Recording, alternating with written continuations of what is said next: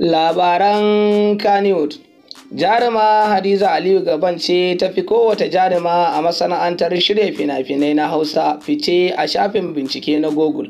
Ku biyo ni sannu a hankali zuwa cikin shirin domin jin cikakken labarin.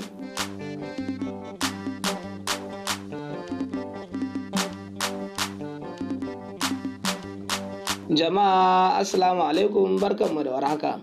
Barkanmu da sake saduwa da ku a cikin wani sabon shirin.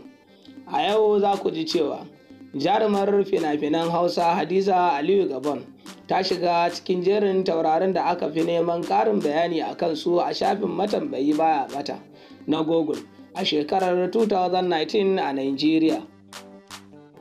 Taurarin fim ɗin kudancin Nigeria wato Nollywood, Regina Daniel da Genevieve Nnaji da Tonto Dike su ne kan gaba, yayin da Hadiza Gabon take biye musu a matsayi na hudu.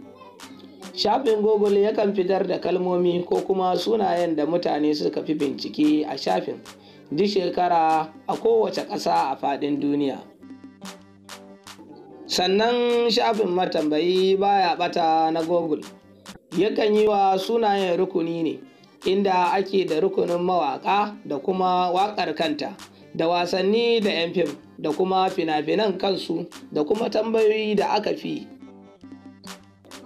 A watan Afrilu ne wani bidiyo ya ɓulla inda ya nuna Gabon tana dukan Amina Amal bayan Amal ɗin ta zarge ta da yin maɗigo, kuma wannan ya taimaka wurin ƙara yawan neman bayanai akan tauraruwar a Google.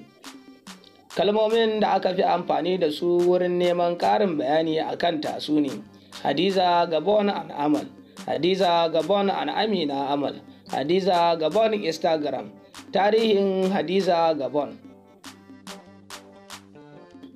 'Yan Kano ne suka fi bincika Hadiza Gabon ɗin, inda suke da kashi 100, sai Kaduna suke da kashi 63, sai Abuja masu kashi 52, sai Lagos masu kashi 41, sai kuma jihar Bayelsa masu kashi 38. Wannan na nufin Hadiza Gabon ta fi kowane mutum fice a shafi na Google a arewacin Nigeria, banda Atiku Abubakar, wanda yake na biyu a rukunin mutane bayan mawaƙi Naira Marley.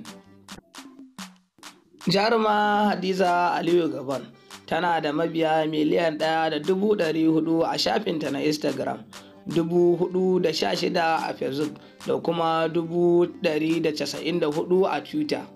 Masu sauraro, a nan muka kawo ƙarshen labarin namu. Ku kasance tare da Duniyar Fim TV a kodayaushe domin samun sabbin shirye-shiryenmu. Kar ku manta ku danna alamar subscribe, sannan ku danna alamar ƙararrawa domin a sanar da ku da zarar mun ɗaura sabon shiri.